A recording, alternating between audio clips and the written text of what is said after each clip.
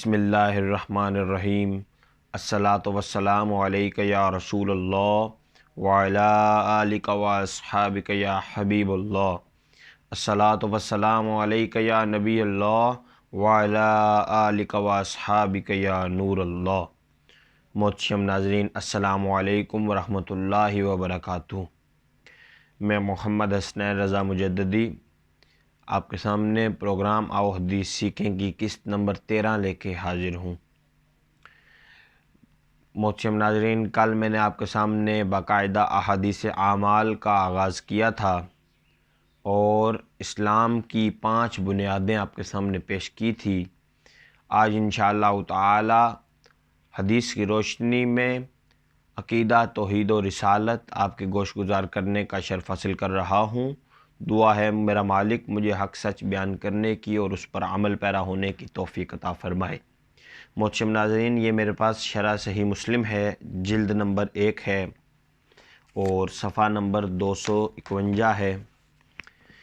اس میں حضرت ابو ذر رضی اللہ تعالی عنہ فرماتے ہیں کہ میرے کریم آقا نے مجھ سے ارشاد فرمایا، جس شخص نے بھی لا الہ الا اللہ کہا پھر اس پر مر گیا وہ جنت میں داخل ہو جائے گا۔ اب اس پر حضرت ابو ذر نے سوال کیا، آپ فرماتے ہیں کہ میں نے کہا کہ اس نے خواہ زنا کیا ہو اور چوری کی ہو؟ میرے کریم آقا نے آگے سے ارشاد فرمایا، خواہ اس نے زنا کیا ہو اور چوری کی ہو۔ اب احباب گرامی قدر، اس میں میرے کریم آقا نے واضح توحید، عقیدہ توحید کی واضح شان بیان فرما دی اور فرمایا، جس شخص نے بھی لا الہ الا اللہ کہا، یعنی جس شخص نے بھی خدا کی وحدانیت کا اقرار کر لیا اور پھر اسی اقرار کو قائم رکھتے ہوئے زندہ رہا اور پھر اسی اقرار کی حالت میں یعنی حالت ایمان میں اسے موت نصیب ہو گئی، بس وہ جنت میں داخل ہو جائے گا۔ اب میرے کریم آقا نے آگے حدیث کا اگلا حصہ جو ہے اس میں میرے کریم آقا نے ارشاد فرمایا، خواہ اس نے زنا کیا ہو اور چوری کی ہو۔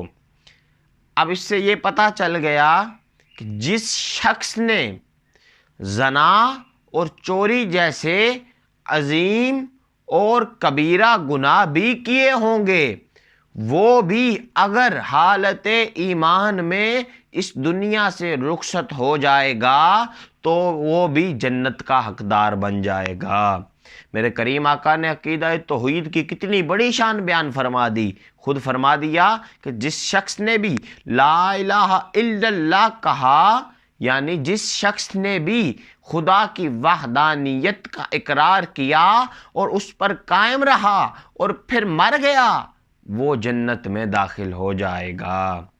اللہ رب العزت سے دعا ہے کہ ہمیں اپنے عقیدے کی حفاظت کرنے کی اور اچھی نیتوں کے ساتھ نیک اعمال کرنے کی توفیق عطا فرمائے۔ میرا مالک ہر دیکھنے والے کی خیر فرمائے۔ خدا حافظ۔